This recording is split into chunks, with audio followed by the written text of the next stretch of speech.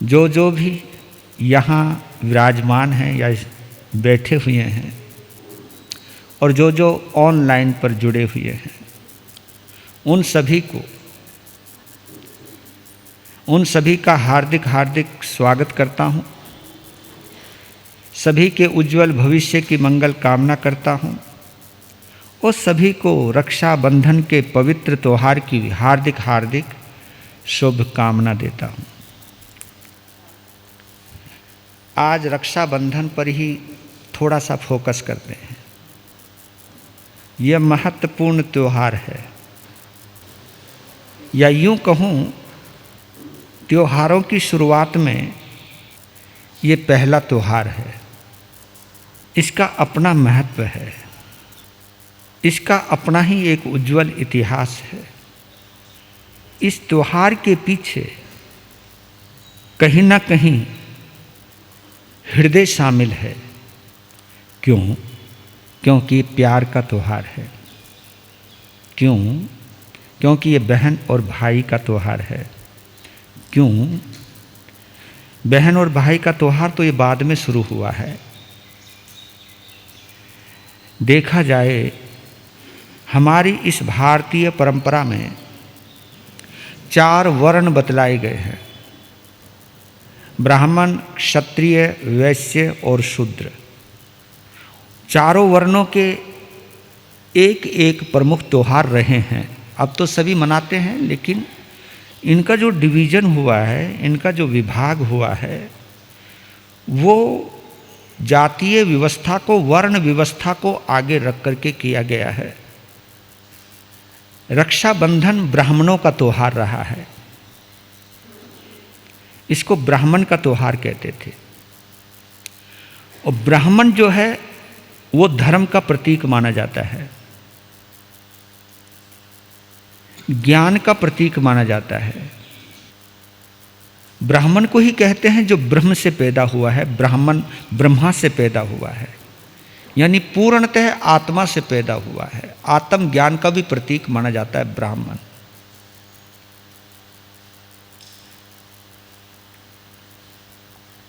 इसलिए ब्राह्मणों का अलग त्यौहार रखा, क्षत्रियों का अलग रखा, वैश्यों का अलग रखा और शूद्रों का अलग रखा, जातीय व्यवस्थाओं के आधार पर।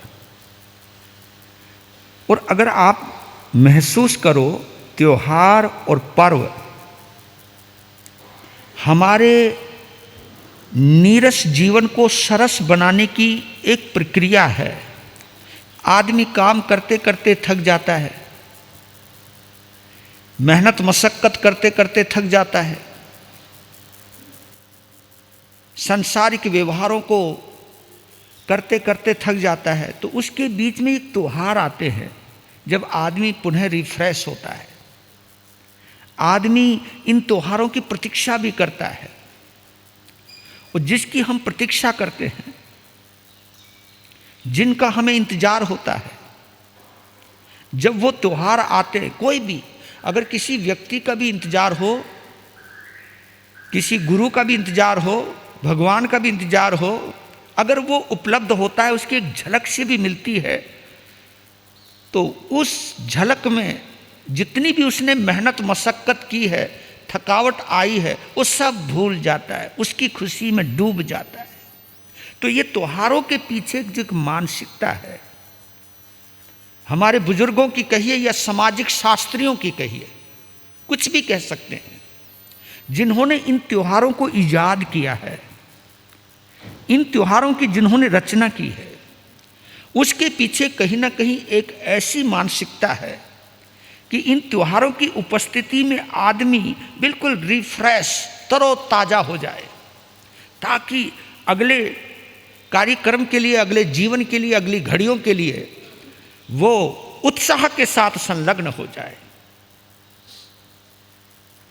इसलिए 4 वर्ण 4 त्यौहार मुख्य रूप से। मुझे लगता है इन चारों वर्णों में पूरी समग्र मनुष्य जाति समाहित है।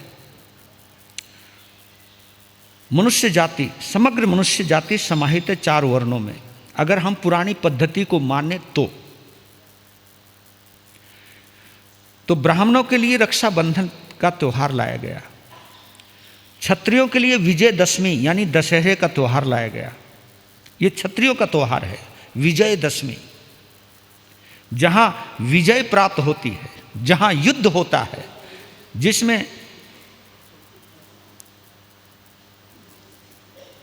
जिसमें शस्त्रों की पूजा होती है।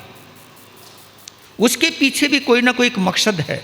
वहां पर भी कोई ना कोई अधर्म पर धर्म की जीत की भावना लेकर के चलता है, अन्याय पर न्याय की जीत की संभावना लेकर के चलता है, बुराई पर अच्छाई की विजय की भावना लेकर के चलता है। तो विजयदशमी जिसको हम दशहरा कहते हैं।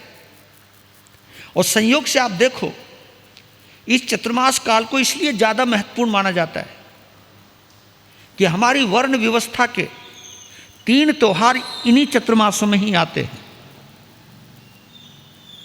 अगर वर्ण व्यवस्था को देखें तो, क्योंकि रक्षाबंधन भी अभी आएगा, दशहरा भी आएगा और दिवाली भी आएगी। तो क्षत्रियों का त्यौहार है विजयदशमी, दिवाली का त्यौहार है वैश्यों का, महाजनों का, सेठों का, लक्ष्मीपतियों का, कुबेरपतियों का। ये जो दिवाली का त्यौहार है ये सेठों का है, महाजनों का त्यौहार है। और जो शूद्रों का त्यौहार है वो होली का त्यौहार है। अगर इनका हम कंपैरिजन भी करें, अगर हम इन चारों त्योहारों को एक सूत्र में बांध करके भी विचार करें तो आपको इन चारों त्योहारों में किसी न किसी का एक कनेक्शन जुड़ा हुआ मिलेगा। रक्षाबंधन का त्यौहार धागे से जुड़ा हुआ है, धागा। इसको दूसरी भाषा में कहें, ये त्यौहार प्यार से जुड़ा हुआ है, प्रेम और प्यार, विशुद्ध प्रेम। क्योंकि भाई और बहन का जो प्यार है, इस प्यार को हम पवित्र प्रेम की श्रेणी में रखते हैं। इस प्यार को हम पवित्र प्रेम मानते हैं। जहाँ ये भावना आ जाए कि ये मेरी बहन है, मैं इसका भाई हूँ, ये भावना ही पवित्र है। तो त्योहारों की शुरुआत प्यार से हुई है। धागा, बेशक कच्चा धागा है वो राखी का। आजकल तो भैया सोने और चांदी की राखियां बननी शुरू हो गई हैं। सेठों ने अपनी अपनी कुछ ना कुछ पहचान दिखाने लगे हैं। लेकिन कुछ भी करो भैया, जो मज़ा धागे में है ना, आनंद है। धागा बहुत अच्छा, एक तो खटकता नहीं है ना, राखी बंधी हो धागे की कोई खतरो नहीं। अगर सोने की राखी बंधी हो तो खतरो है तुम्हें। हाँ हाँ। तो जो धागा है, जो प्यार का धागा है, रहीमन धागा प्रेम का, ये जो धागा है, इस धागे की बड़ी इज्जत है, इस धागे की बड़ी कीमत है। ये धागा बड़ा प्रभावशाली है, ये शुद्धता का प्रतीक है, ये पवित्रता का प्रतीक है।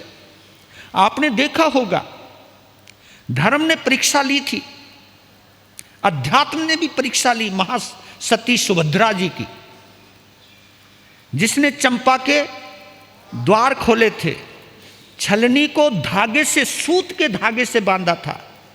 धागा, सूत का धागा, कच्चा धागा, ये घोषणा हुई थी, ये आकाशवाणी हुई थी जब सुभद्रा के सती के चरित्र पर उंगली उठाई गई। और उंगली किसी और ने नहीं, उनके घर वालों ने उठाई, परिवार ने उठाई, सासू माँ ने उठाई, ससुर ने उठाई। उन दोनों की बात में उनका पति भी आ गया, जबकि वो एक पवित्रता थी। और वो घटना तुम्हें पता है, वो जिन कल्पी मुनि की व्यवस्था है वहां पर, ये जिन कल्पी मुनि जो होते हैं वो अखंड मौनधारी होते हैं। और ये जहां से भी गुजरते हैं उधर से ही चले जाते हैं। ये कभी गोचरी की व्यवस्था में रहते नहीं हैं। अगर कोई उन्हें विनती कर ले तो ही वो आहार लेते हैं। कोई विनती ना करे, कोई ये ना कहे पधारो, तो वो कहीं आहार भी नहीं लेते। ऐसा उनका शुभ संकल्प होता है। अखंड मौनधारी होते हैं। जिस रास्ते से गुजर गए उसी से चलते रहते हैं। अगर रास्ते में कोई भी कष्ट आ गया, शेर आ जाए, कोई हिंसक जानवर आ जाए, कोई हिंसक व्यक्ति आ जाए, तो वो चलते रहते हैं, वो कभी वापस मुड़ते नहीं है। अपने जीवन को बचाने का कोई भी उपक्रम, कोई भी प्रयास नहीं करते हैं।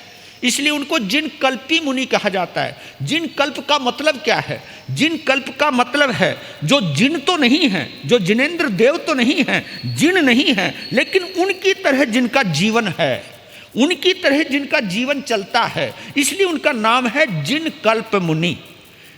कल्प कहते हैं समान, जिनेंद्र देव के समान। केवल ज्ञान नहीं है उनके पास, लेकिन उनकी जो जीवनचर्या है, जीवन पद्धति है, जीने का जो तरीका है, वो बिल्कुल जिनेंद्र देव जैसा होता है। इसलिए उनको जिन कल्प मुनि कहते हैं। तो वो घूम रहे थे, तो सुभद्रा ने उनको विनती करी, पधारो। सुभद्रा का बाहर आना और उस गली में जिन कल्पी मुनि का आना, दोनों एक साथ हो गया। जैसे दरवाजे पे आई तो देखा कि मुनि है, एकदम कही गुरु महाराज पधारो, लेकर के आई है। आहार बहराया भी है, लेकिन उनकी आंखों से पानी गिर रहा था। किसकी? जिन कल्पी मुनि की आंखों से पानी गिर रहा था। उन्होंने गौर से देखा तो आंखों में तिनका था। जिन कल्पी मुनि की एक और प्रतिज्ञा है, पाँव में अगर कांटा लग जाए तो उसे वो निकालते नहीं है। कोई चोट लग जाए तो कोई दवा लगाते नहीं है। कोई लगा दे तो बात अलग है, कोई कांटा निकाल दे तो बात अलग है, लेकिन अपनी तरफ से किसी को कहते भी नहीं है, इशारा भी नहीं करते कि ये मेरा काम कर दो। इतनी पवित्र साधना होती है जिन कल्पी मुनि की। तो वो समझ गई कि ये जिन कल्पी मुनि हैं। तो उस वक्त अपनी जीभ से आंखों को खोल करके जिस वक्त वो तिनका निकाल रही थी, उसी वक्त उसकी सास ने देख लिया। और ये खोपड़ी भैया सबकी खराब होती है, नेगेटिव जल्दी होते नहीं है। किसी के लिए भी हम लोग गलत धारणाएं बना लेते हैं, किसी के लिए कुछ भी गलत हम टिप्पणियां करने लग जाते हैं। लोगों को तो मौका चाहिए गलत टिप्पणी करने का, लेकिन ये भी नहीं सोचते कि परिस्थिति क्या हो सकती है। कोई सोचता नहीं इस बात के लिए। तो सास ने देख लिया तिनका निकालते हुए। तिनका वो निकाल रही, उसने नहीं देखा तिनका वो निकाल रही। उसने देखा कि मेरी उल्टा बहू साधु को भी नहीं छोड़ रही, इसको प्यार कर रही है तेरा भला हो। और उसने घर में शोर मचा दिया, बवंडर खड़ा हो गया।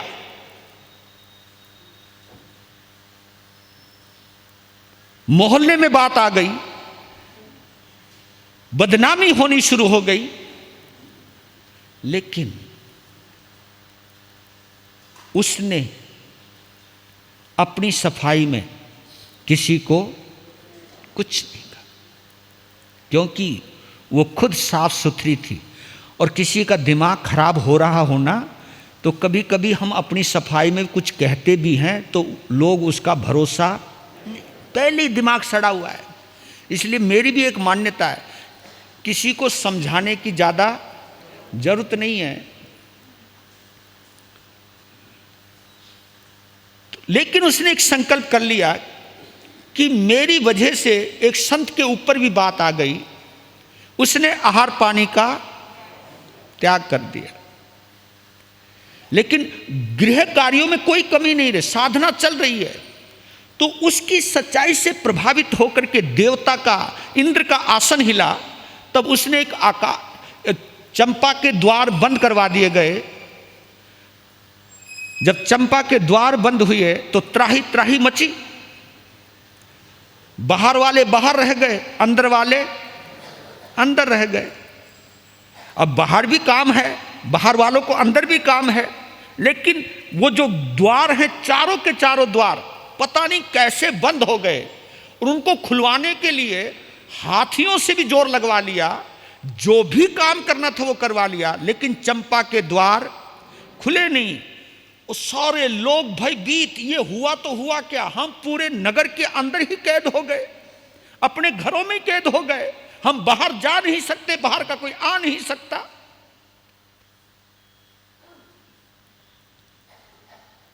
जब त्राही त्राही मची, पूजा पाठ शुरू हुआ, अरे कोई बताओ, कोई बताओ, कोई बताओ, तब आकाशवाणी होती है कि चंपा का द्वार केवल वही महिला खोल सकती है जिसका जीवन पवित्र हो, और पवित्रता के साथ छलनी ले, छलनी जिसमें तुम आटा छानते हो, छलनी ले, और उस छलनी को कच्चे धागे यानी सूत से बांधे और कुएं से पानी निकाले, और वो छलनी में जो पानी आएगा उस पानी को लेकर के जो सती दरवाजे पर छींटा मारेगी, तब ये जाके दरवाजा खुलेगा।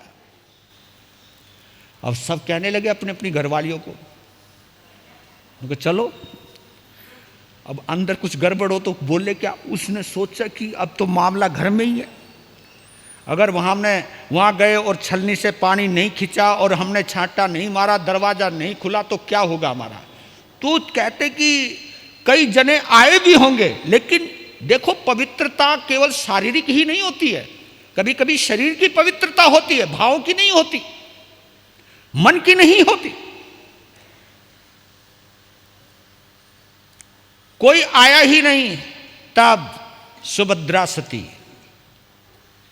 ने अपनी सासू माँ से कहा कि अगर आपकी इजाज़त हो, अरे रहने दे, मैं सब जानूं तू कितनी सती सावित्री है, कि कोई बात नहीं, जब बोल रही हूं तो मान लो। अपने पति से भी निवेदन किया, कहा कि एक मौका तो दो, क्या पता कुछ हो जाए। ठीक है, मारी वैसी बेइज्जती करवा रखी है, एक बेइज्जती और सही, क्योंकि जब खुलेगा नहीं तो और। उनके कोई बात नहीं, इतनी तो हो ही चकी, थोड़ी सी और सही। ये किसने कही? ये सुभद्रा ने कही कि मां इतनी तो हो ही चुकी, थोड़ी और सही। तो कहते कि चली है सती सुभद्रा, वाह, लोग फप्तियां कस रहे हैं, मोहल्ले की बड़ी बुजुर्ग जनानियां, महिलाएं भी मजाक उड़ा रही हैं, क्योंकि अधिकांशतः हम सभी में से इस पर भरोसा नहीं करते, इस कानों पर भरोसा करते हैं। एक आदमी के लिए बार बार कुछ गलत प्रचार हो जाए तो लोग उसको गलत ही मान लेते हैं। ये है मीडिया, और भारत का तो मीडिया ऐसा मीडिया है, किसी की भी छवि बर्बाद कर सकता है, और जिसकी छवि ज़्यादा अच्छी भी नहीं है उसको अच्छा भी दिखा सकता है, उसकी ऐसी छवि बना सकता है जैसे दुनिया में पूरे विश्व में यही एक नेता है। ये सब मीडिया का खेल है, और ये मीडिया सब खरीदे हुए हैं। पहले का मीडिया किसके ऊपर चलता था? एडवर्टाइजमेंट के ऊपर चलता था। लेकिन जब ये कह देते हैं बड़े बड़े धन्ना सेठ कि तुझे जितना पैसा चाहिए वो पैसा ले, तुझे एडवर्टाइजमेंट की जरूरत नहीं, पर लेकिन करना वही पड़ेगा जो जिसको हम चाहते हैं उसको दिखाना है, जिसको हम नहीं चाहते उसको नहीं दिखाना है। इस तरह बिका हुआ देश का मीडिया भी, मीडिया की बहुत बड़ी जिम्मेवारी थी, लेकिन मीडिया भी गद्दार हो गया है। इस भारत मां के प्रति गद्दारी कर रहा है आज का मीडिया भी। अगर गहराई में जाओगे तो पता लगेगा। लोग कानों में पड़े रहते हैं, सोचने लग जाते हैं, किसी झूठ को बार बार फैला दिया जाए तो वही सही मालूम देने लगता है। लोगों ने चर्चा करी, लेकिन किसी की तरफ उसने कुछ सुना नहीं। क्यों नहीं सुना? क्योंकि उसे पता है वो कैसी है, उसे पता है वो मन वचन काया से पवित्र है, वो उसे पता है। हर इंसान का ज़मीर जानता है।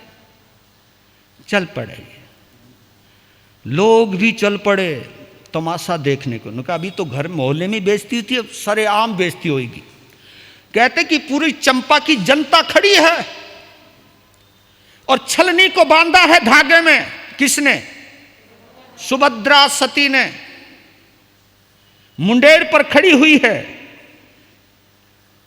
जाने लगा है कच्चा सूत। कच्चा सूत बुना हुआ नहीं होता है, बंधा हुआ गुथा हुआ होता है। वो धागा तो फिर भी बुना हुआ होता है, और कच्चा सूत जो होता है उसके धागे अलग अलग से नजर आते हैं, बस थोड़ा सा यूं लिपेटा सा हुआ रहता है, बस उसमें बांधा है। छलनी नीचे गई है,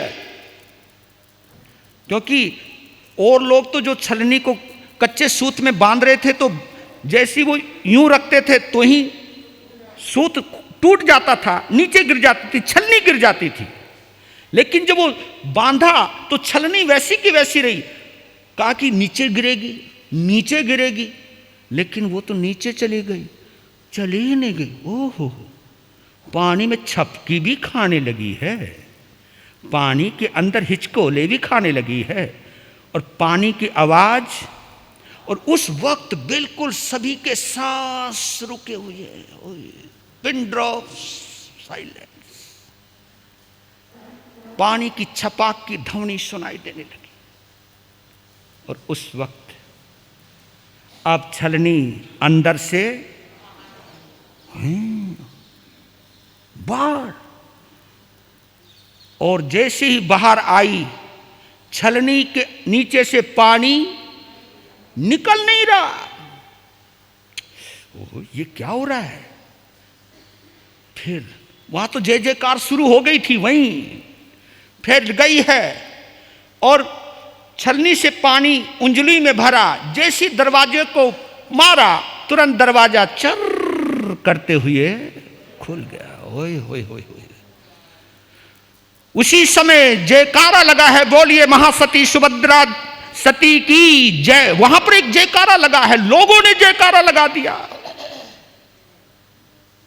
सासू मां देखती रहेगी। दूसरा भी खोल दिया उसी पानी से, तीसरा भी खोल दिया उसी पानी से, चौथा छोड़ दिया कि कोई बाद में आवे, ओ ये दरवाजा तो मैं खोल देती। हाँ, कोई किसी को गलतफहमी हो कि ये दरवाजा मैं खोल देती, उसके लिए तीसरा दरवाजा छोड़ दिया।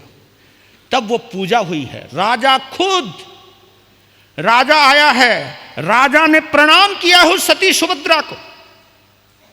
ये धागे का चमत्कार है, ये सच्चाई का चमत्कार है, ये पवित्रता का चमत्कार है, और ये हृदय की सादगी का चमत्कार है। इसको धर्म कहते हैं। इसलिए कहता हूं कि आपके हमारे धर्म में कोई कमी नहीं है। कमी है तो अंदर होगा। हमारी क्रिया में कोई कमी नहीं है, भाव में कोई ना कोई कमी जरूर होगी। और जब तक भाव और क्रिया दोनों ही संयुक्त रूप से मिल नहीं जाती हैं, तब तक हमारी जिंदगी अधूरी रहती है, हमारी साधना अधूरी रहती है। तो ये ऐसे ऐसे चमत्कार इस धरती पर हुए हैं। ये चमत्कार नहीं तो क्या? महासती सीता ने अग्नि को किस में बदल दिया? जल कुंड में बदल दिया। उसके चरित्र पे भी उंगली उठाई गई थी, उसके चरित्र पर भी उंगली उठाई गई थी कि जो रावण के हत्थे चढ़ी हो वो पवित्र कैसे रह सकती है। उसकी भी परीक्षा ली गई, अग्नि परीक्षा बोलते हैं उसको। लोगों के कहने पर ली गई होगी वो अग्नि परीक्षा। राम जानते हैं मेरी पत्नी पवित्र है, लेकिन लोगों की मान्यताओं को, लोगों को सही साबित करने के लिए अग्नि परीक्षा ली गई, सीता की ली गई। वो आम घर नहीं था, वो आम जन नहीं था, वो मर्यादा पुरुषोत्तम थे। लेकिन उस वक्त वो बंधे हुए थे राजपद से कि मैं राजा हूं, और लोगों के कहने पर, एक धोबी के कहने पर, सीता जैसी पवित्र नारी को फिर भी जिसने अग्नि परीक्षा दी उसको भी महलों से निकाल दिया। बहुत जुल्म हुए हैं मेरे आप लोगों के ऊपर। ये त्योहार आज तुम्हारे ऊपर भी आया है। ये ब्राह्मणों का त्योहार है। तो मैं कह रहा था कि ये चारों त्योहार चार चीजों से बंधे हैं। प्यार से, विजयदशमी का त्योहार तलवार से, पहला त्योहार प्यार से, रक्षाबंधन का त्योहार प्यार से जुड़ा है, विजयदशमी का त्योहार तलवार से जुड़ा है, दिवाली का त्योहार ऐश्वर्य से जुड़ा है, ऐश्वर्य लक्ष्मी से जुड़ा है, ऐश्वर्य संपत्ति, तुम्हारा सम्मान पद और प्रतिष्ठा। क्यों भाई? तुम लक्ष्मी की पूजा किस लिए करते हो? इसलिए करते हो कि ताकि हमारी समस्त ज़रूरतें पूरी हो जाएं और जो जो भी हमारी इच्छाएं हैं वो भी पूरी हो जाएं, ऐश्वर्य संपन्न हो जाएं। क्योंकि आज की दुनिया के अंदर हाँ दो ईश्वर हैं, एक जो दिखाई नहीं देता, एक तो ईश्वर वो है, और जिसके पास पूरी दौलत है, जो ये कहता मैं सब कुछ खरीद सकता हूँ, उसको भी ईश्वर कहते हैं। हाँ, ईश्वर इसलिए ऐश्वर्य बन जाता है वो, जिसकी पुण्यवानी हो, पैसा भरपूर हो, पैसा फेंकता हो, लोग उसके गुणगान गाने लगते रे। तो दिवाली पर हम लक्ष्मी की पूजा करते हैं, हे लक्ष्मी आजा, आना, सोचा कर यार, तेरे बिना कुछ नहीं होगा हमारा, ये ठाट बाट होगा नहीं, ये गाड़ी होगी नहीं। तो ऐश्वर्य जुड़ा हुआ है दिवाली से, ऐश्वर्य की रक्षा करने चाहते हो आप, अपना मान सम्मान पद प्रतिष्ठा बचाना चाहते हो आप, इसके लिए आप लक्ष्मी की शरण में जाते हो। वो ऐश्वर्य से जुड़ा है। और होली का त्योहार किससे जुड़ा है? मिट्टी से जुड़ा है, मिट्टी से। हाँ, ये तो रंग मिट्टी है, वो जो गुलाल फेंकते हो है क्या? मिट्टी तो है। और पहले गरीब लोग हुआ करते थे कीचड़ से ही होली खेल लेते थे, अब करे क्या? अब तो बहुत बहुत चीज आने लगी, कीचड़ भी था, गोबर से भी खेलते थे, लेकिन आजकल तो पता नहीं कैसे कैसे ढंग से खेलते हैं, वो तो तुम जानो भैया। पर लेकिन वो त्योहार मिट्टी से जुड़ा हुआ है। अब ये देखिए, इन चारों त्योहारों को भी अपनी जिंदगी से कनेक्ट कर सकते हो। हाँ, रक्षाबंधन का त्योहार बचपन से जुड़ा हुआ है, बचपन। क्यों? क्योंकि जो बच्चा होता है वो पवित्र प्रेम से भरा हुआ रहता है, उसके अंदर कोई अल छल बल नहीं होता, पवित्र होता है। ये जो त्योहार है रक्षाबंधन का, ब्राह्मण का, बालक का, इनके साथ जुड़ा हुआ है। पहले ब्राह्मण बड़ा पवित्र होता था, बड़ा पवित्र होता था, ज्ञान वेदों का पाठी होता था, भगवान का भक्त होता था, पुजारी होता था, इसको लोग भक्त कहते थे, ब्राह्मण देवता कहते थे, ब्राह्मण को भी देवता कहा गया, ब्राह्मण देवता कहते थे कि तू पवित्र है, तू हमें दुआएं देता है। संत और ब्राह्मण ये दोनों एक ही कैटेगरी में आते हैं, क्योंकि तुम्हारा डॉक्टर भी ये नहीं चाहता कि तुम स्वस्थ रहो। बताओ, ये जितने डॉक्टर हैं चाहते हैं सारी दुनिया स्वस्थ रहे।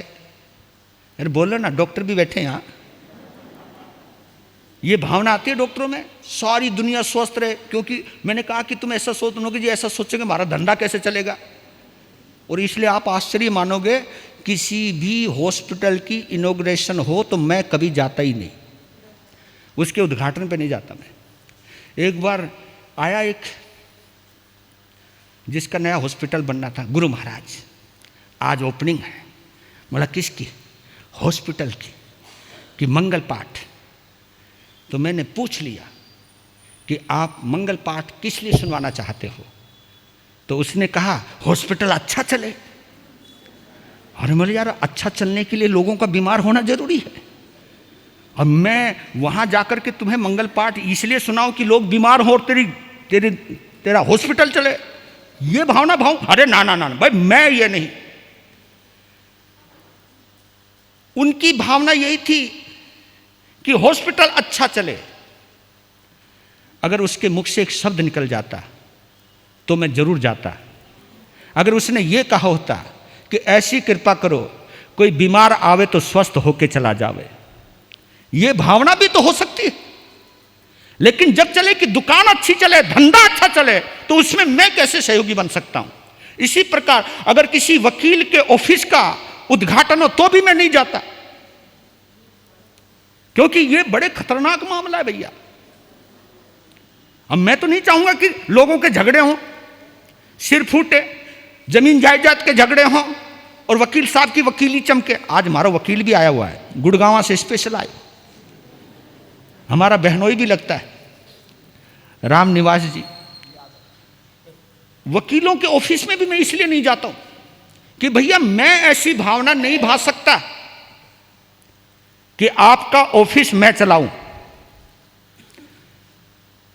एक बार मैं पंजाब की बात बता रहा हूं, मेरी आदत है जब मैं जाता हूं तो सबके घरों में और दुकानों पे मंगल पाठ सुनाने जाता हूं।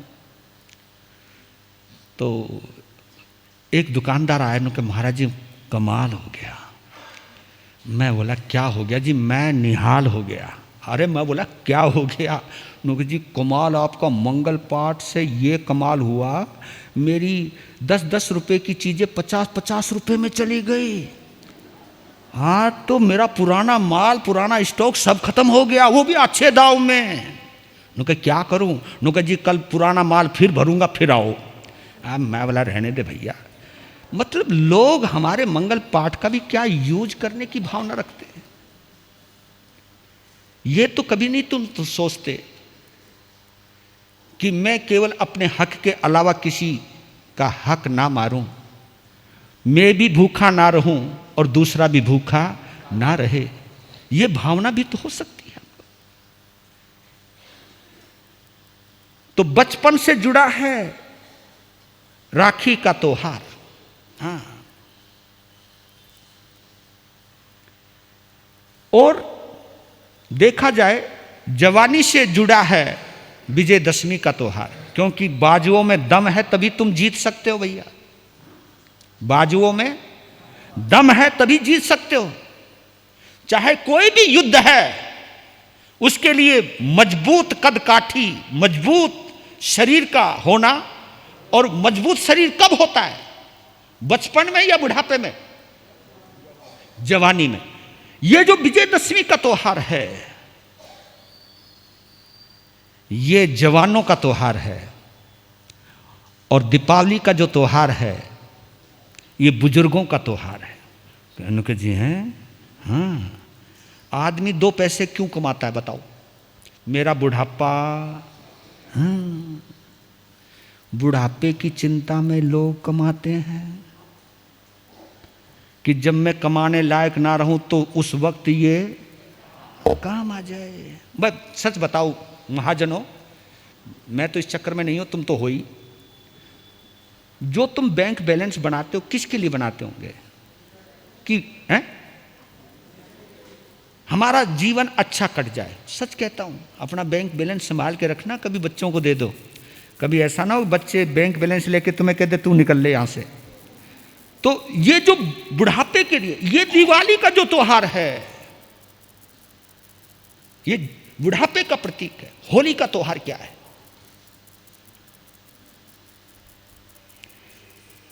ये मृत्यु का त्योहार है, क्योंकि बुढ़ापे के बाद क्या आती है? मृत्यु। और ये मिट्टी मिट्टी में मिल जाती है। ये चारों के चारों त्योहार हमारे जीवन के साथ रिलेटेड हैं, हमारे जीवन के साथ कनेक्ट हैं। ये होली त्योहार यही मिट्टी हमें याद दिलाती है, तू भी मिट्टी का है, बेशक मिट्टी उछाल, लेकिन आना तो तुझे मिट्टी में ही है। चाहे जलकर आ और चाहे इसमें गड़कर आ, बनना तो तुझे मिट्टी। और तीसरी बात, देखा जाए चारों वर्ण हमारे इसी बॉडी से कनेक्टेड हैं, इसी बॉडी से। कोई कहता ना वो छोटी जाति का है, हम बड़ी जाति के हैं। मेरे बंधुओं, तुम्हारे चारों वर्ण तुम्हारी बॉडी में है, तुम्हारी बॉडी में है।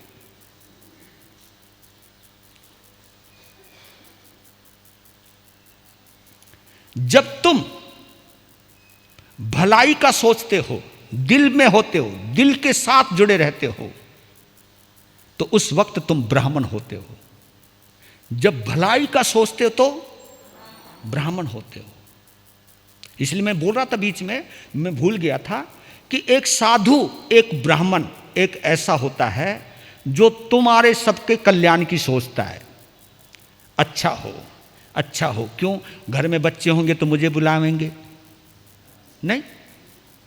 घर में बच्चे होंगे तो मुझे बुलाएंगे, किसी का नया घर बनेगा तो भी मुझे बुलाएंगे, किसी के शादी विवाह होगा तो भी मुझे बुलाएंगे। एक ब्राह्मणी है जो ये सोचता भगवान करे अच्छा हो, इनके घर में बच्चे हों, इनके घर में शादी हो, इनका घर बने, इनका मकान बने, इनकी दुकान बने, क्योंकि दुकान की ओपनिंग में भी भगवान उन्हीं को ही बुलाते हो आप, किसी पंडित को ही बुलाते हो। तो एक साधु भी ऐसा सोचता है कि मेरा श्रावक सुखी रहे, खुश रहे। और सच कहता हूं, मैं तो इसलिए बोलता हूं, एक ने कहा कि आप ये क्यों बोलते हो खुश रहो, मैं इसलिए बोलता खुश रहूंगा तो मैं भी खुश रहूंगा। हमारे खुश रहने से आपकी खुशी का क्या मतलब है? मैंने कहा तुम दुखी रहोगे तो मुझे दुखी करोगे, नहीं समझे? तुम दुखी करोगे तो गुरु महाराज, और कभी कभी तो बहुत गजब की बात बोलते लोग आकर के। एक तो बोला गुरु महाराज बिल्कुल मर गए, मैं बोला मैं नहीं मरा, गुरु जी बिल्कुल मर गए। बोल रहा है वो अपने लिए, लेकिन उसकी टोन ऐसी नहीं लग रही कि गुरु जी मर गए। अरे गुरु जी नहीं मरो, इसलिए मैं ये शब्द सुनूं इसलिए पहले बोल देता हूं खुश रहो। खुश रहोगे मुझे भी आराम से बैठने दोगे, ज़्यादा कुछ रोना धोना, हंसोगे बोलोगे और जाओगे। मैंने उस दौरान तुमको कुछ कह दिया कि नौकार मंत्र सीख ले, नो पट्टी सीख ले, हाँ जी गुरु महाराज सिखाओ, क्योंकि खुश हो। अगर दुखी रहोगे तो तुम ये कहोगे पहले हमारा दुख मिटाओ फिर सोचेंगे। इसलिए मैं तो एक ही बात कहता हूँ, खुश रहो। मैं कभी नहीं कहता दया पालो, मैं कहता हूँ खुश रहो, क्योंकि खुश रहोगे तो खुश रखोगे। एक कंडीशन है, खुश आदमी किसी को दुखी कभी भी देखना। जब तुम बहुत खुश होते हो ना, बहुत खुश होते हो, तो किसी का बुरा सोचते ही नहीं, आप सोचते ही नहीं, सोच ही नहीं आती है। जिस समय हम बहुत प्रसन्न होते हैं तब किसी का बुरा सोचने का विचार ही पैदा नहीं होता है। तो हम जब किसी का भला सोचते हैं उस वक्त हम ब्राह्मण होते हैं। जब हम किसी को बचाने की सोचते हैं, किसी की रक्षा करने की सोचते हैं, तो उस हम क्षत्रिय होते हैं। जब हम किसी का अपना परिवार का पेट भरने की सोचते हैं, क्योंकि ये चीज यहां से चलती रहती है, यहां हमारे 3 पार्ट हैं, एक तो ये, एक पेट, एक टांग। तो ये जो खोपड़ी है, खोपड़ी नहीं समझना, बुद्धि नहीं, प्रज्ञा। मुझे बड़ा सोच समझ के बोलना पड़ता है, हमारे कभी कुछ बोलते हो कभी कुछ बोलते हो, क्योंकि बुद्धि के 2 पार्ट हैं, एक स्वार्थ का, एक परमार्थ का। जो परमार्थ का पार्ट है वो प्रज्ञा से जुड़ा है, जो स्वार्थ का पार्ट है वो बुद्धि और दिमाग से जुड़ा है। जो हम अपने मतलब का सुनते हैं, अपने मतलब का कुछ करते हैं, तो बुद्धि के अंदर रहते हैं। लेकिन जब हम दूसरे की भलाई का सोचते हैं, परमार्थ का सोचते हैं, तो हम प्रज्ञा से जुड़ते हैं। परमात्मा की याद आती है तो प्रज्ञा से जुड़ते हैं। अपने आप को परमात्मा से जोड़ने का भाव आते तो प्रज्ञा से जुड़ते हैं। प्रज्ञा हमें परमात्मा से जोड़ती है, दिमाग हमें दुनिया से जोड़ता है। तो ये जो चीज हावी रहती है आप वहीं से जुड़ जाते हो। कई लोग ऐसे थे 100 काम छोड़ करके भी यहाँ आते हैं, और कई लोग ऐसे भी होते हैं कि उनका दुनिया का काम है तो यहाँ बिल्कुल भी नहीं आते, क्योंकि भाई पहला अपना काम करेंगे बाद में देखेंगे। महाराज तो 4 महीने के लिए फिक्स है, कहीं जाना तो है नहीं हैं। आजकल तो और भी धंधा बना लिया कि बरसात आ जाती, चलो अपने मोबाइल पे ही सुन लो महाराज को, महाराज हमारी जेब में रहे। महाराज हमारे ये ललित सुराना ने ऐसा ऐसा काम कर रखा है, पर लेकिन ये जो सिस्टम चलाया था ये बाहर के लोगों के लिए है। हाँ, मैं तुम्हें बतला देता हूँ, यहाँ उन लोगों के लिए है जो बेड पर रहते हैं, जो चल फिर नहीं सकते, मजबूर हैं, जो नहीं आ सकते, चाहते, ये सिस्टम उनके लिए है, ताकि भगवान की इस गणेश दरबार से भगवान की वाणी आपके घरों तक गूंजने लग जाए, उनको भी पता लग जाए जो यहां आ नहीं सकते, बीमार हैं, रुग्ण हैं, वृद्ध हैं, शरीर जवाब दे गया है लेकिन कान खुले हुए हैं। ये सिस्टम उनके लिए उपकारी है। लेकिन बड़े बड़े लोग भी सोचते चल वहां जाएंगे, बैठेंगे, है ना, किसी की पसीने की बदबू आवेगी, अपने ये पंखे के नीचे बैठ करके सुनेंगे। भाई ऐसा मत करा करो भैया। जो भी है सोच रहा है, जो भी ऑनलाइन पे जुड़ा हुआ है, उनसे एक ये निवेदन है कि जो आनंद इस गणेश दरबार में सुनने का है, वो आनंद अपने घर में बैठकर सुनने का नहीं है। स्क्रीन के ऊपर अगर मूसलाधार बरसात हो रही है तो उस बरसात से तुम भीगने वाले नहीं हो। उस बरसात को देख सकते हो लेकिन उसकी ठंडक का एहसास नहीं कर सकते।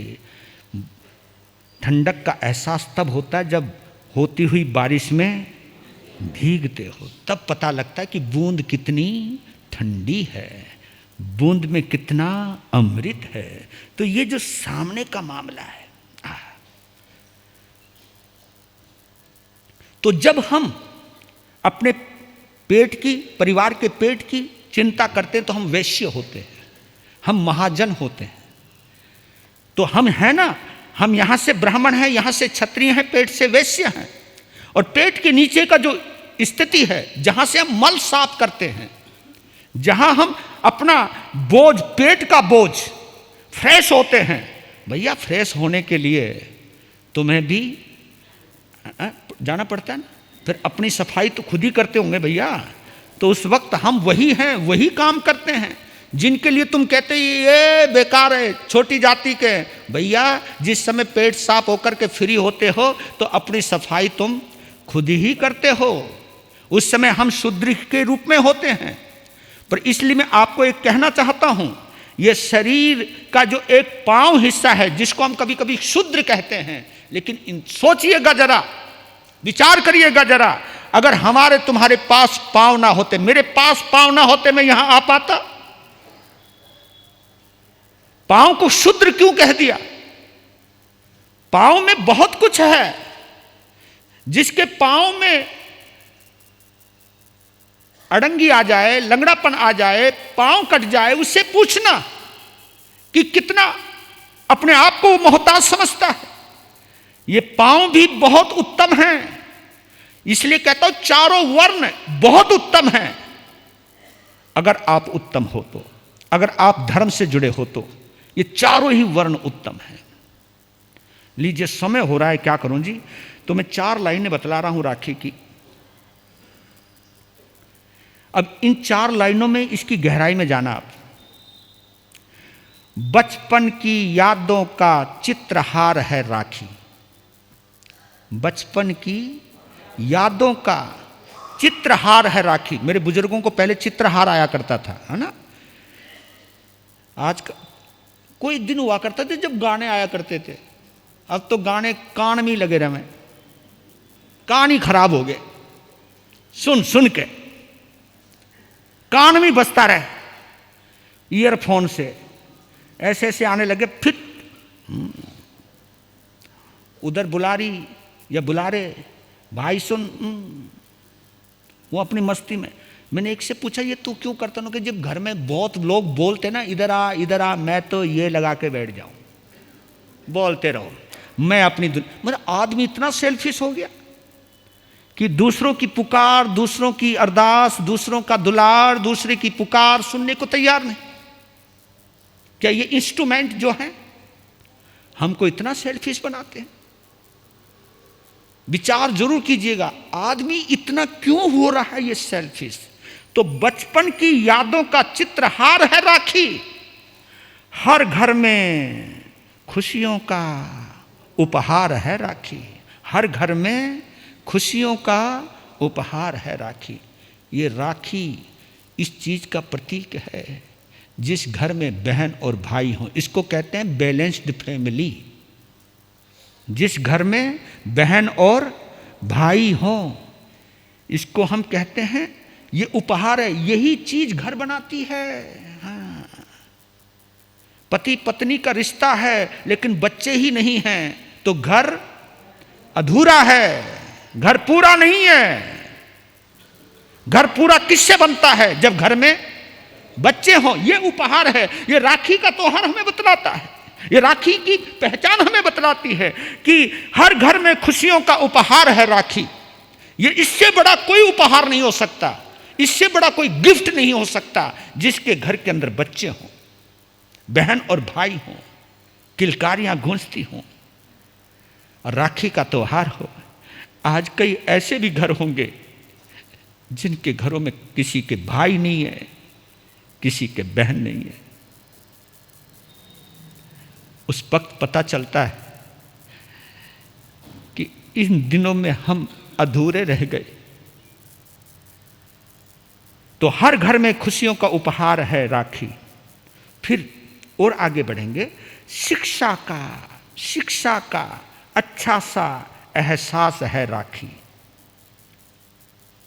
शिक्षा का अच्छा सा एहसास है राखी। इसका मतलब जानते हो आप? इसका मतलब यह है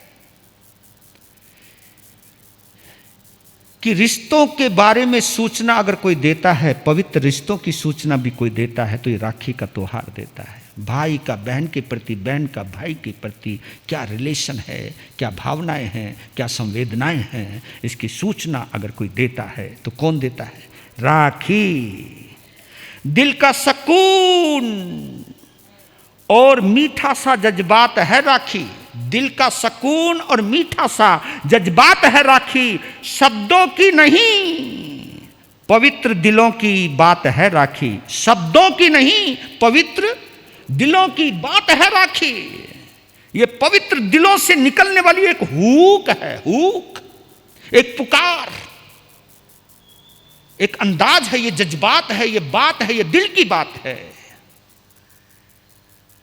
लेकिन कभी कभी एक कहानी सुना रहा हूं आपको, मेरे गुरुदेव बड़े दिल से सुनाते। आज वो तुम्हारी वाली कहानी रहने देता हूं, आज तो हार है। मेरे गुरुजी बड़े दिल से सुनाते थे। इस कहानी के साथ मैं अपने गुरु को भी याद करता हूं।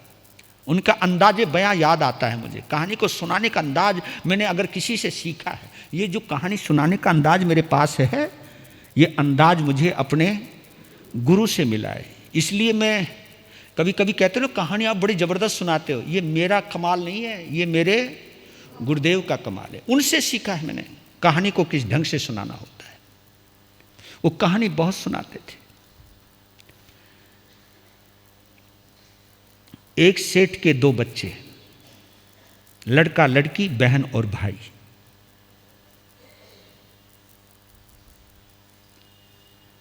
बच्चे जवान होने लगे, पिता की विदाई का वक्त आ गया, पिता गुजर गया। लेकिन मरते हुए पिता ने कहा, बेटा अपनी बहन का ध्यान रखना।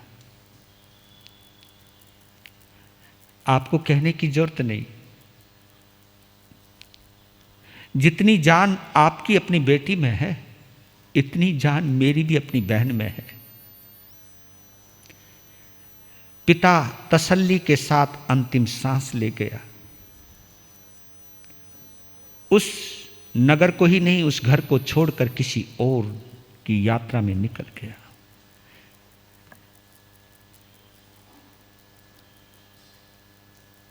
बहन हो गई जवान। अपनी बहन की शादी बड़ी धूमधाम से की, बहुत धूमधाम से की।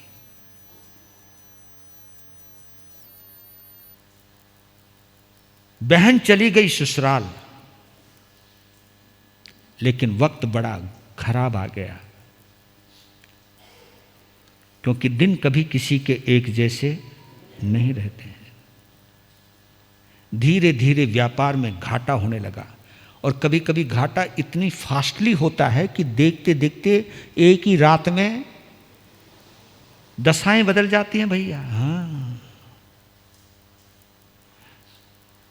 जमीन जायदाद भी बिक गई, दुकान भी बिक गई, घर बचा एक, लेकिन ऐसी स्थिति में आ गया कि खाने को रोटी नहीं रही। फिर उसके दिमाग में एक बात आई, उसके पिता की कही हुई बात याद आई कि बेटा कभी बहुत बुरे दिन आ जाएं तो उस ठिये को छोड़कर कहीं और निकल जाना। तो उसने हिसाब लगा लिया क्योंकि पहले तो उसके पास सब साधन थे, घोड़े थे, सब चीज़ थी, लेकिन अब तो खाने को रोटी तक नहीं ढंग की। लेकिन फिर भी 2 रोटी उसने बांध ली, चल पड़ा। फिर उसे याद आई कि इस दिन राखी का दिन है, मैं अपनी बहन के यहां पहुंचूंगा। 3-4 दिन की यात्रा के बाद बहन के घर पहुंच गया, और बहन वहां एक बहुत बड़े 7 मंजिले भवन के अंदर रह रही है। पूछते पूछते जब वो वहां पहुंचा तो दरबार ने यानी द्वारपाल ने रोका, क्योंकि कपड़े फटे हुए हैं, दाढ़ी बड़ी हुई है, बाल बिखरे हुए हैं। कहा कि कौन? हम तुम्हारी मालकिन के भाई हैं। देखो, एक रिश्ता होता है, अधिकार का रिश्ता होता है, और इस रिश्ते के एहसास में वो ये भी भूल जाता है कि तेरी औकात क्या है। कभी कभी रिश्तों के बलबूते पर व्यक्ति अपनी औकात को भूल जाता है। वो सोचता है कि जिसकी बहन इतनी बड़ी हो, उसका भाई कैसे छोटा हो सकता है। उसने कहा, तू मेरे कपड़ों पे मत जा, मेरी हालात पे मत जा, पूछ, मैं उसका भाई हूं जिस पे वो मरती थी। अपनी सूरत देख, हमारी मालकिन का भाई। कहा कि मेरे से मत बोल। वो अंदर गया, उसने कहा एक भिखारी आया हुआ है, अपने आप को आपका भाई बता रहा है। उसने झरोखे से नीचे देखा, है तो भाई, लेकिन उसकी हालात को देखकर सोचने लगी, इसको भाई कहूंगी तो कहीं मेरी इज्जत। क्योंकि जब हम कभी रिश्ते को कपड़ों से देखते हैं,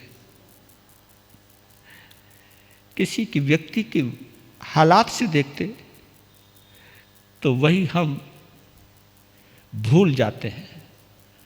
उसने कहा, यह मेरा भाई नहीं है, हाँ हमारे घर का रसोइया है। ठीक है, इसको अंदर बुला लो, और जहां हमारी जर्सी गाय, गाय, जहां हमारा गऊ रहती हैं, वहां बैठा लो। नीचे नहीं आई। उसको दुख बहुत हुआ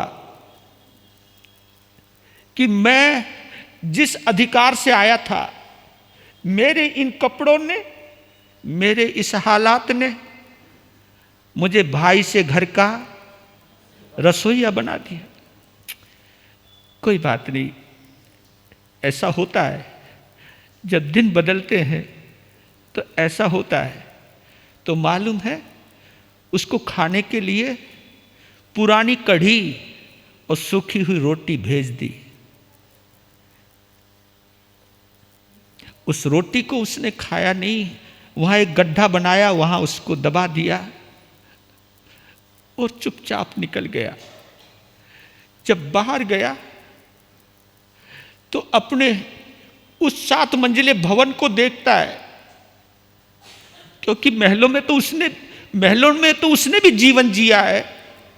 आज वक्त ऐसा है कि पहनने को कपड़ा नहीं है, खाने को रोटी नहीं है, लेकिन जहां सोचा था मुझे प्यार मिलेगा, वो कुछ मांगने नहीं आया था, वो तो बहन का प्यार पाने आया था।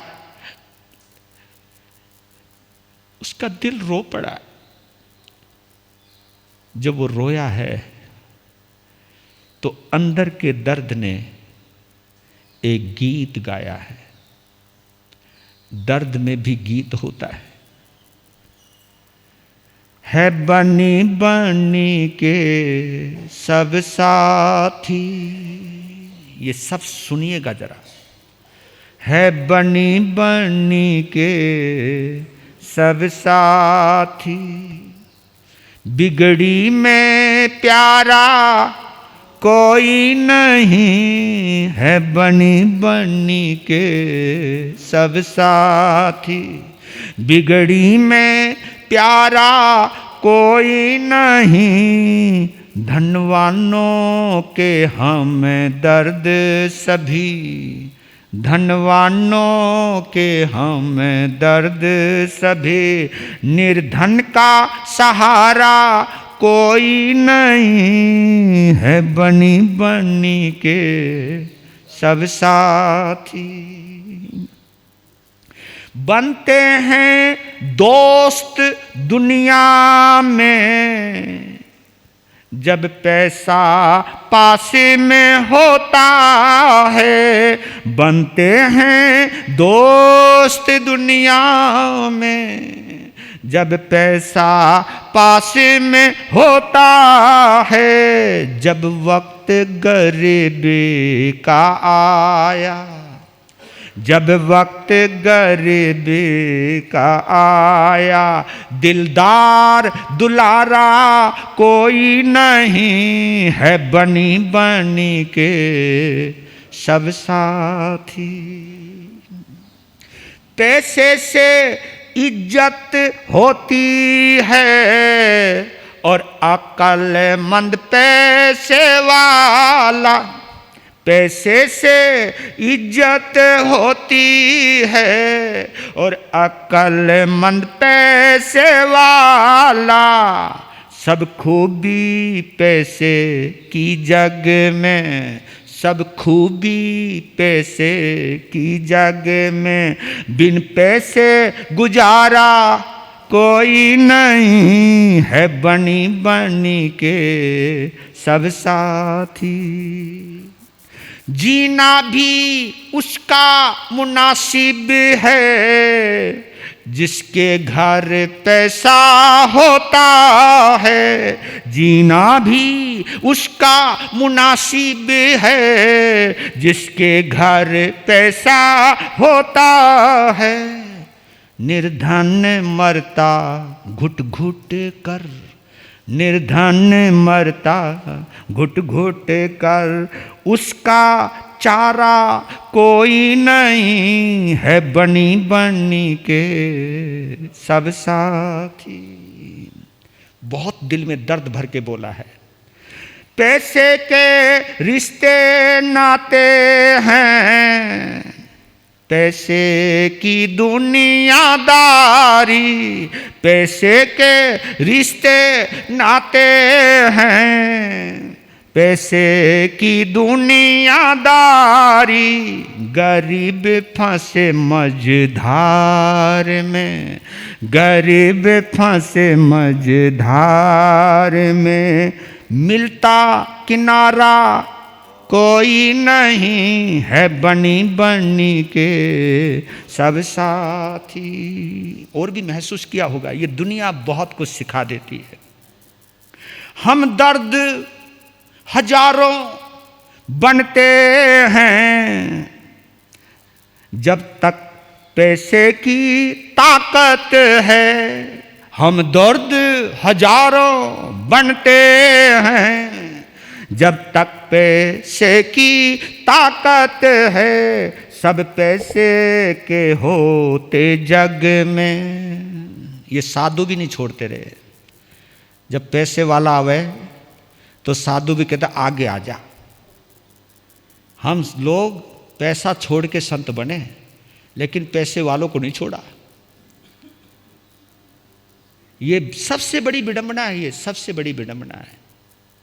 सब पैसे के होते जग में, सब पैसे के होते जग में, बिन पैसे हमारा कोई नहीं है, बनी बनी के सब साथी है, बनी बनी के सब साथी।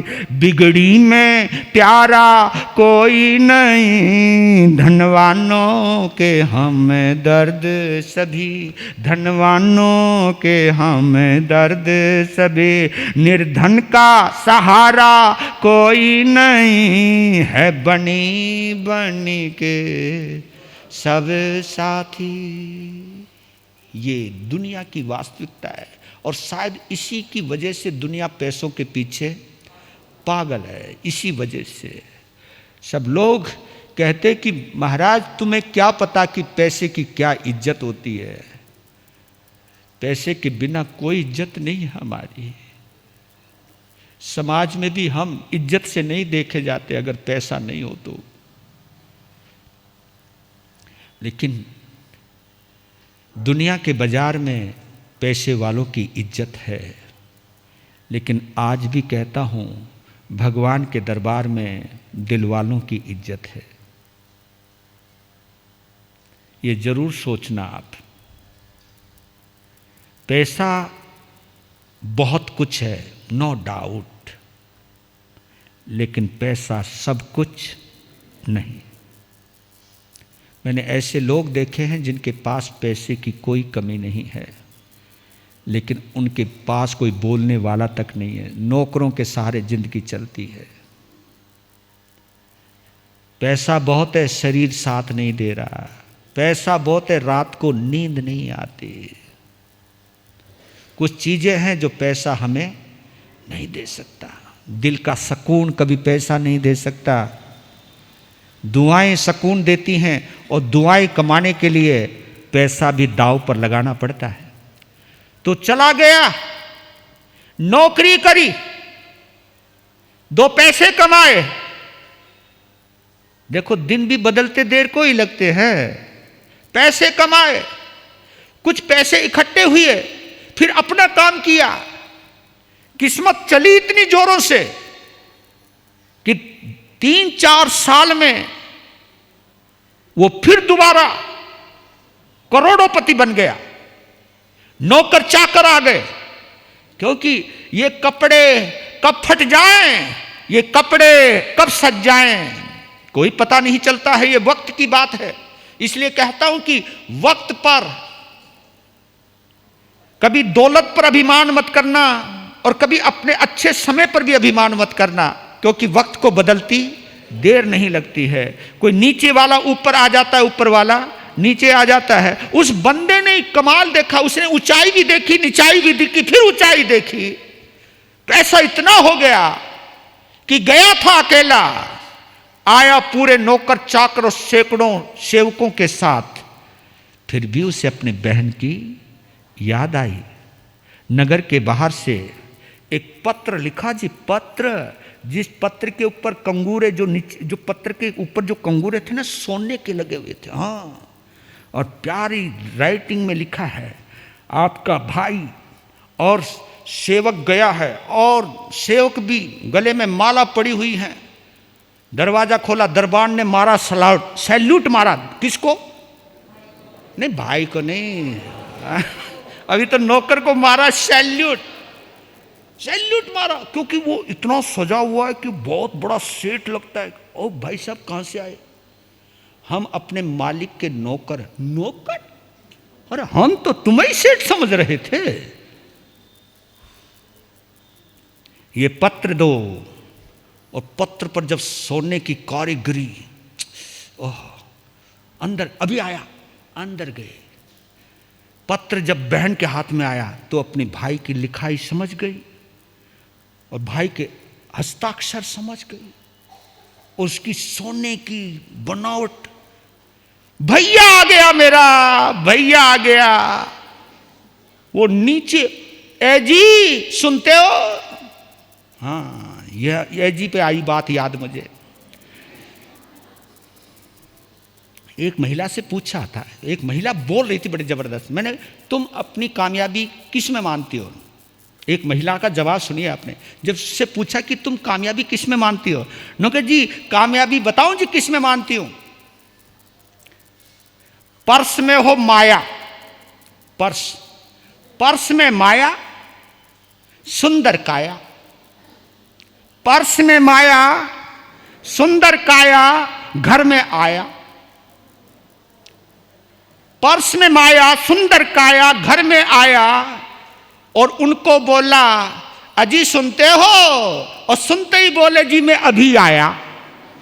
बस समझ लो जी, दुनिया में मजा आया। उसने सुनते ही कहा, अजी सुनते हो? तुरंत बोला, अभी आया। आप लोगों को ये 4 चीज चाहिए ना? 4 चीज बड़ी अच्छी लगती है। ठीक है, कोई ईमानदार हो तो बात अलग है, लेकिन इसमें इतरा जाते हो आप लोग। अजी सुनते हो, तुम्हारे साले साहब आए हैं और उनका सेवक देखो। तो वो दोनों बहन और बहनोई बैठ करके पहुंच गए और वहां जो साज सज्जा देखी, और उस वक्त अपनी बहन और बहनोई को एक शानदार रथ पर बैठाकर लेकर के आए, और वो पूरे हीरे जवाहरातों से लदा हुआ, 5 उंगलियां फंसी पड़ी, गले में हार, बाजूबंद, और उधर बहन ने इशारा कर दिया, सब व्यवस्था कर दो, सोने चांदी के जितने भी गिलास हैं, जितनी भी थालियां हैं, सब निकाल दो। और क्या सुंदर की भोजन व्यवस्था करी। उस समय जब बोलने लगा कि बहन मैं यहां भोजन नहीं करूंगा, कहां करेगा? मैं वहीं करूंगा। कहां? वो जहां गौएं, तुम्हारी जर्सी गायें। बहन कान में कहते, भैया तुम्हारा दिमाग खराब हो गया क्या? वो नहीं नहीं, मेरा मन है ना। और ठीक है, गौओं को बाहर निकालो, उसकी पूरी सफाई करो, वहां एक बढ़िया सा पंडाल लगाओ, और फिर वही साज सज्जा वहां लग गई। और क्या प्रकार के 36 प्रकार के पकवान, हाजी हलवा क्या, रबड़ी क्या, रसगुल्ले क्या, मिलने वाले कुछ नहीं है, मैं बोल रहा हूं। हाँ, कभी तुम अंदर चले जाओ तो इतनी सारी चीजें वहां लगी हुई, क्या 36 प्रकार के पकवान। उस वक्त वो भाई क्या करता है, एक एक चीज को छुआता है और कभी अंगूठियों पे खा खा खा खा। बहनोई ने कहा अपनी घरवाली को, तेरे भाई कोई दिमाग खराब है क्या इसका, क्या कर रहे हैं? और वो कोनी मारे, भैया क्या कर रहे हो? कुछ, खा खा खा। वो सबको खिला रहा, अंगूठियों को, बाजूबंद को, हारों को, कुंडल पड़े हुए हैं, कुंडों को। ये क्या कर रहे हो? तब एक दर्द भरी बात कहता है कि बहन, भाई तो 4 साल पहले भी आया था, भाई तो 4 साल पहले भी आया था, पर यह चीज नहीं थी मेरे पास। हम भाई से रसोइया बन गए, तो मुझे लगता है कि भाई तो मैं पहले भी था, लेकिन यह चीज नहीं थी मेरे पास। और आज जो तूने मुझे इतना कुछ दिया है, ये तूने अपने भाई को नहीं दिया, ये तूने इन्हीं को दिया है। तो जिसकी अमानत में उसको खिला रहा हूं। सोच करके जितनी आम जनता थी उसकी आंखों में आंसू आ गए।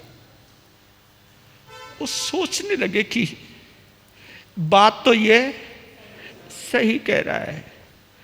इसलिए कहता हूं कि रिश्तों की बुनियाद स्वार्थ पर नहीं होनी चाहिए, रिश्तों की बुनियाद हृदय होना चाहिए, दिल होना चाहिए। इस दिल पर जिंदा रहोगे आप। तो ये राखी का त्यौहार मुझे बहुत प्रिय लगता है, क्योंकि इस त्यौहार को मैं संतों का त्यौहार मानता हूँ, ब्राह्मण का त्यौहार मानता हूँ, धर्म का त्यौहार मानता हूँ, पवित्र त्यौहार मानता हूँ। इसके अंदर पवित्रता का एहसास होता है, लेकिन ये पवित्रता जब तक प्यार दिल से है तो पवित्रता रहेगी, और ये प्यार अगर दिल से निकलकर दिमाग में चला गया तो फिर स्वार्थ आ जाएगा।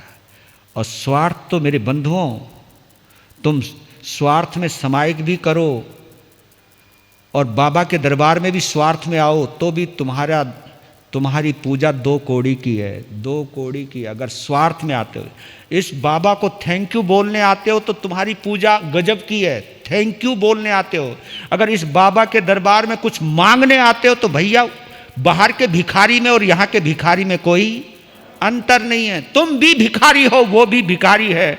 यहाँ पर अगर आओ तो थैंक यू तो बोलने आओ, धन्यवाद, जितना भी दिया है पर्याप्त है, इसके लिए तुम्हारा धन्यवाद। कभी धन्यवाद देना सीखिए आप।